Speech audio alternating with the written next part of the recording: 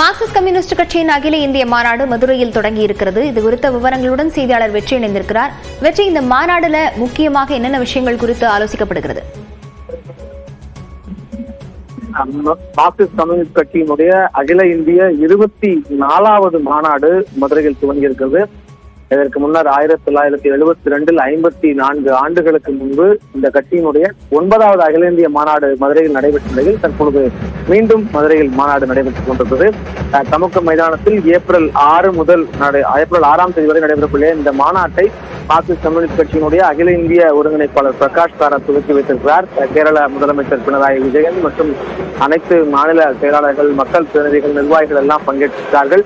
தமுக்கம் திறந்தவெளி மைதானத்தில் மக்கள் இசை பாடல்கள், பறை இசை கொண்டாட்டத்துடன் மாநாடானது துவங்கி இருக்கிறது.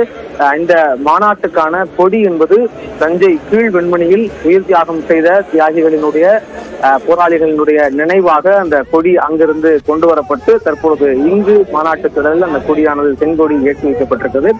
மாநாட்டின் கொடியை மார்க்சிஸ்ட் கம்யூனிஸ்ட் கட்சியின் மூத்த தலைவர் விமான் பாசு ஏற்றி வைத்திருக்கிறார். நாளை நடைபெற உள்ள மாநாட்டின் முக்கியமான பகுதி என்பது நாளை நடைபெற உள்ள மாநில உரிமை பாதுகாப்பு கருத்தரங்கு. இந்த கருத்தரங்கத்தில் தமிழக முதலமைச்சர் மு.க.ஸ்டாலின், கேரள முதலமைச்சர் பினராயி விஜயன் மற்றும் கர்நாடக அமைச்சர் மற்றும் உள்ளிட்ட பல்வேறு முக்கிய நபர்கள் உரையாற்றுகிறார்கள்.